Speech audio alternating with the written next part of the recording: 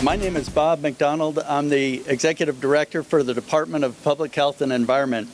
I want to thank you for being here today. And before I go any further, I want to acknowledge and thank Denver Mayor Michael B. Hancock is with us today, to my left here, of course. And also we have with us Governor Jared Polis. We thank you for being here. I want to thank all of you for being here. I also want to thank, I believe, Councilman Hines is with us, and I believe I saw Councilman Flynn. There he is. Thank you, sir. Thanks to both of you for being with us today. Do we have any other elected officials with us this morning that I didn't come across? Well, we appreciate you all being here for this event. You know, much of today's event is about climate change, and Denver is leading the way under the mayor's charge in addressing greenhouse gas emissions and the impacts of climate change. We have some aggressive policies and goals around addressing greenhouse gas emissions from the building sector, but we also need to do that in the transportation sector, and that's what today is about. This event is timely. It gives us all an opportunity to try out these vehicles, not just because they're, I will tell you, I tried one out, they are fun. Today's an opportunity to dispel a lot of myths about electric vehicles. They're not just fun, but it's an opportunity for all of us to do our part as citizens of Denver, of this country, to help address the effects of climate change. With that, I want to turn it over to the person who had coordinated this event for us, Mike Salsbury, with Program Manager for the Department of Public Health and Environment. He's over here to my right. Thank you, Mike. Come on up here. Thank you so much, Bob. I want to give a shout out to Denver Department of Public Health and Environment for all their support for this event. And really I want to give a shout out to all the EV owners, the dealerships, the vendors who are out here today. They make events like this possible. So thank you all for being here. Events like this, it's Electric Vehicle Ride and Drive, the showcase.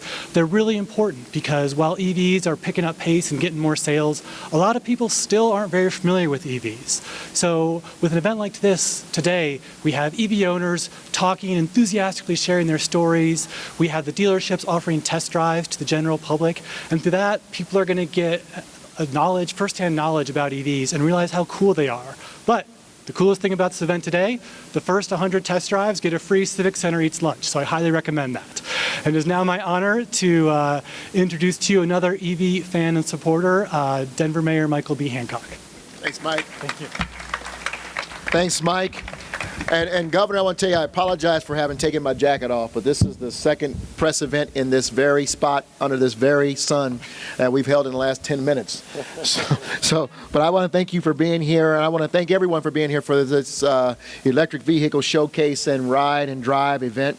These demonstrations give people firsthand experience with electric vehicles. It's a critical step, first step, quite frankly, in owning one down the road. So I want to thank Bob and Mike and the entire team over at Denver Health and Environment for putting on this event. I realize that bringing something like this together takes a lot of work, and it's a tremendous vision and coordination to make it happen, and so we're appreciative of their efforts. The increased adoption of electric vehicles is an important piece of Denver's work to reduce greenhouse gases. From a climate perspective, driving an EV today is like getting over 50 miles per gallon in fuel economy. But the great thing about the electric vehicles that we are seeing on the roads today is that they get cleaner every year. They're on the road, so just in 10 years, driving the same EV will be like getting 150 miles per gallon. Denver is taking a number of steps to increase electric vehicle adoption. We are working hard to electrify our own fleet here in the city of Denver. I made a pledge not too long ago to be 100% EV with our to have 200 EVs on the road by 2020, and we're still on pace to meet that goal. We're installing charging stations across the city so people can get where they need to go with an EV very conveniently. And in next year's budget, we're proposing to invest $2.9 million to purchase EVs and invest in electric vehicle infrastructure. Investing in EV will reinforce and build on Denver's commitment to climate action, and will ultimately accelerate action to protect our health and that of our future generations.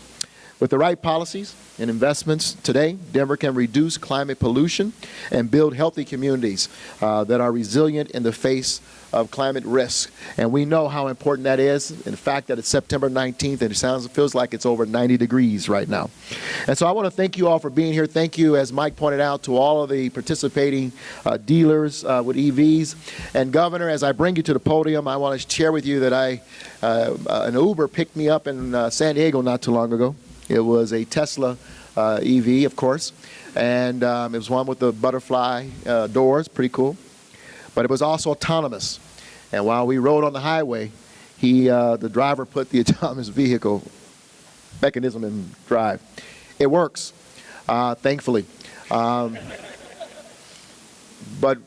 understanding the impact of having that unit on the street, not the autonomous side of it, but the EV side of it, made for a very rich conversation with the driver, and the fact that he felt good about the fact he was contributing to our work around climate change. So with that, I'm proud to bring up a good friend and our great governor, Jared Polis. Thank you, Mayor. You know, I'm so proud of Coloradans for really embracing the future around electric vehicles. We're one of the highest percentages of every state. And it's simply a smart buying decision. It saves you money on operating. Can you imagine not having to pay for gas? Well, those who are driving electric vehicles today don't have to do that. The costs are low. You can get into electric vehicles, brand new one, $14,000 or so. So if you're looking to buy a new vehicle in the foreseeable future, look at those opportunities, look at those promotions. Consider an electric vehicle for better performance to save you money. They're also a lot quieter as well, another advantage. You know, as my first executive order as governor of Colorado, we really wanted to target our state's air pollution. We've had a number of ozone non-attainment days, smog in the Denver metro area. We're addressing all aspects of that. Of course, the utility grid, renewable energy, extraction industry, better practices. But yes, automobiles are one of those. And my very first executive order as governor supported a transition to zero-emission vehicles. We've already made great progress. We adopted a zero-emission vehicle standard to reduce air pollution. We also negotiated with the industry to come out with the automobile manufacturers and supporting manufacturers of 99% of vehicles sold in Colorado to bring more choices to Colorado consumers, which is what this is all about. And today, my administration is announcing that we're finalizing the spending plan for the remainder of our state's $68.7 million portion of the national Volkswagen settlement, about $48 million, electric public transportation buses, school buses, and charging infrastructure. So again, helping transportation districts and municipalities save operating costs with electric buses, helping school districts save money on transportation with electric buses, and yes, the charging infrastructure so that many of those who you see today will be able to operate their vehicles anywhere in the state. Now, unfortunately, not everyone recognizes the important economic and environmental benefits of electric vehicles. And unfortunately, Washington, D.C. bureaucrats and lawyers and special interests are trying to get in the way of Colorado consumers who want to use electric vehicles. I'm standing here to tell you that we're not going to let Washington, D.C. bureaucrats tell Coloradans what to buy. Rather than infringing on states' rights, the Trump administration should be working with us on solutions to an issue that has a long history of bipartisan consensus and industry to support, most importantly, demand in the marketplace, because it's a superior value proposition that is the future. My administration will continue working to transition cleaner electric vehicles to reduce pollution, combat climate change, save consumers money and businesses, improve the health of our communities. Look, we have a tremendous opportunity in Colorado to make the future work for us, and making sure that Coloradans have access to all of the new technology around low-cost electric vehicles that they have in other states that have joined the standards is incredibly important for the prosperity of our state, and we're going to fight to defend it. Thank you. Good job. Good job. Good job, Governor. Thank you, Mr. Governor. And I want to introduce Allie Conwell from Coburg. Good morning, everyone, and thank you for having me. My name is Allison Conwell, and I am with Coperg. We've all heard of the big brown cloud of pollution that hovered over the city for years, how bad it was for our town, and with a lot of hard work, it got pushed away. Unfortunately, it seems to be coming back. Denver is the 12th city in the country for smog-forming pollutants, too many of which come from our vehicles. Furthermore, transportation is the second largest source of greenhouse gas emissions in the state, and it's poised to become the largest as we get our electricity from renewable sources. Fortunately, there are ways that we can reduce emissions from transportation, push back the brown cloud, and clean up our air. Denver is taking the lead on one of the most important solutions, switching to clean electric vehicles. Electric vehicles are better for consumers and the environment because they don't have tailpipe emissions and they're cheaper to fuel and maintain than vehicles with internal combustion engines. We're excited to see Denver take the lead in setting ambitious goals around electric vehicles and clean transportation and hope that other cities in the state follow suit. Denver's electric vehicle commitments are strong. The city plans to deploy 200 electric vehicles in the city fleet by next year, shift 15% of its new vehicle registrations to electric vehicles by 2025, 30% by 2030, and have all cars, light-duty vehicles, and public transportation and taxis be emission-free by mid-century. In recognition of these bold and ambitious commitments to electric vehicles, as well as Denver's leadership on this critical issue of clean transportation, Coperg and the Go EV City Coalition would like to formally recognize Denver as a Go EV City, one of only a handful of cities in the entire state making these bold commitments that we desperately need.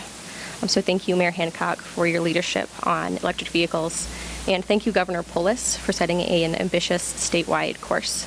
We believe that cities like Denver will play a critical role in helping the state achieve its goal of putting 1 million electric vehicles on the road by 2030. We look forward to working with cities across the state to make these bold commitments like Denver's made, and by working together, we can reduce pollution, protect our climate, and preserve our health. Thank you.